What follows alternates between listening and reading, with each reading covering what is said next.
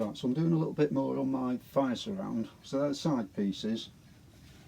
That's the middle, which tucks in behind that. About there. And then there's a moulding, a carved moulding that runs across here, a slight arch on it. So I machined up a piece when I machined this up, so it's the same thickness, so the front will be flush with that. So I've cut this to length and square, exactly the right width to go in between the two side pieces. I've marked in the curve, and fortunately the grain on this has a bit of a curve to it as well, which follows this line quite nicely. It's only an inch in there, so it's not a massive curve. So I'll bandsaw that off and clean it up with my compass plane, which doesn't get much of an outing. I've given it a good sharpening, so that's ready. And then I'll mark out the other line and cut that. And the off cut I will turn upside down and it can go across the top.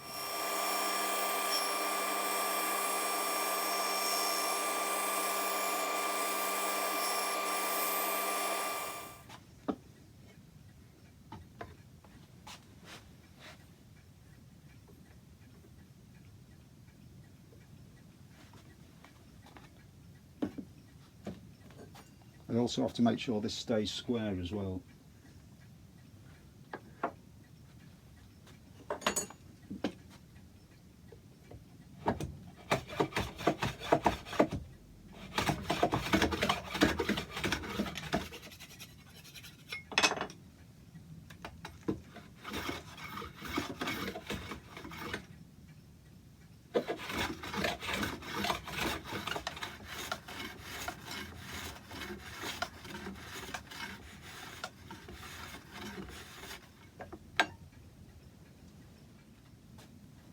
So this is the piece I'm making at the moment.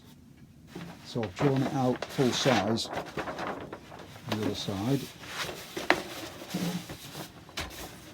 So that is what I'm going to carve into it. And I've just been working it out so that there's one of those circles that sits in the middle. So the width of it is it 2.5 inches.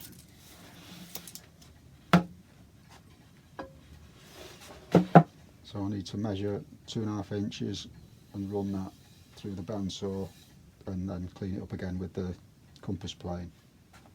This also has a 1/4 inch bead on the top and the bottom, which actually sticks out at the ends, but it's the way it was because this is flush.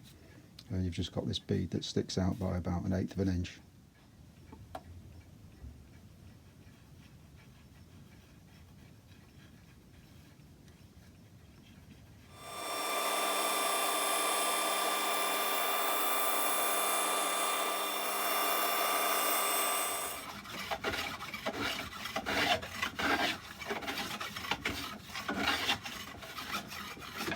So that piece will sit out there, and the offcut, if I turn it round, that can be the packer across the top, because it's the right width and it's square, so the moulding will sit on top of that and it will be flush with the side pieces.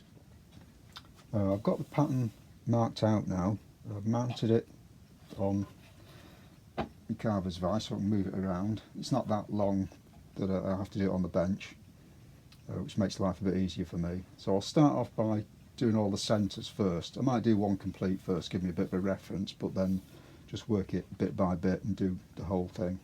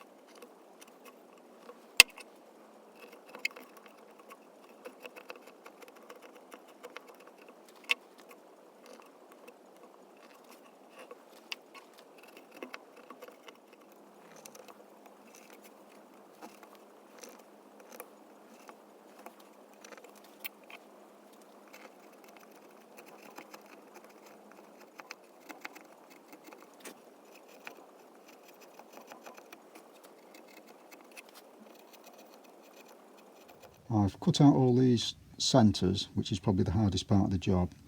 So the next thing I'll do is these. I've done half of it already, so I'll cut all these out for next, and then work on the rest.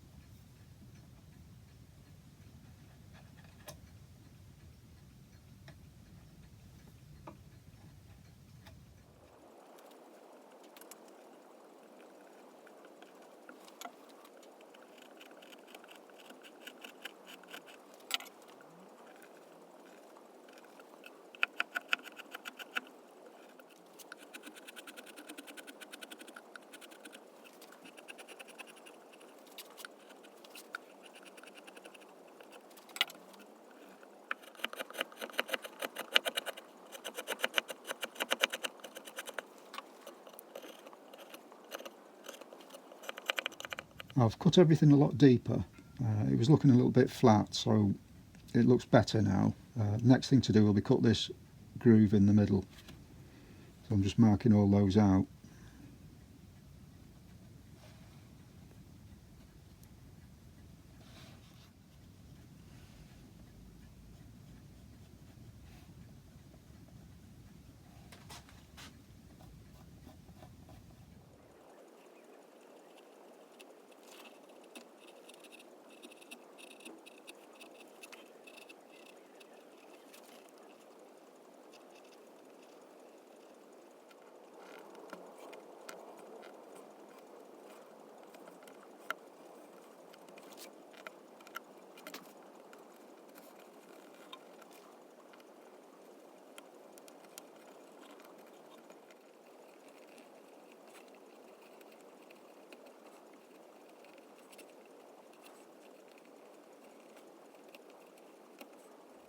So the last thing to do is cut these little notches out, which I'll just mark out first, roughly where they're going to go.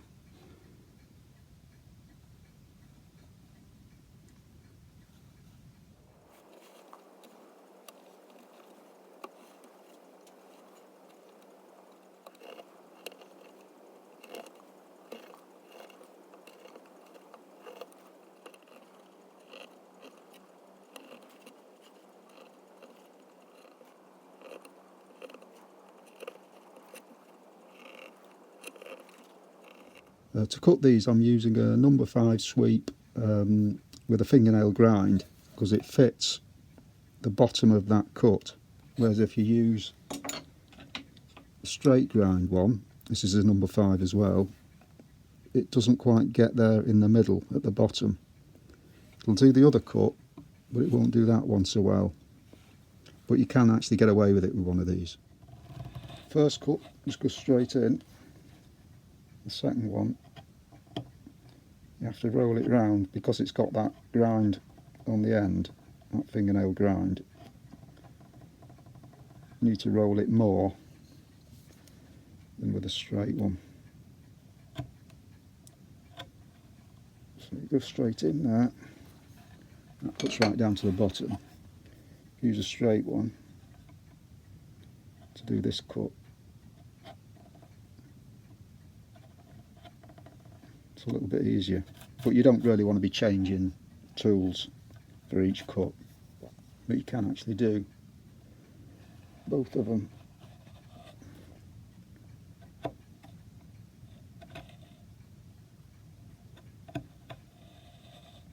This one's a bit more difficult because I'm hampered by this bit here. I'm trying to film it at the same time. The camera does get in my way a little bit. See that little bit at the bottom just isn't coming out as easily because it starts stabbing in the wrong place, so it's a little bit easier with that.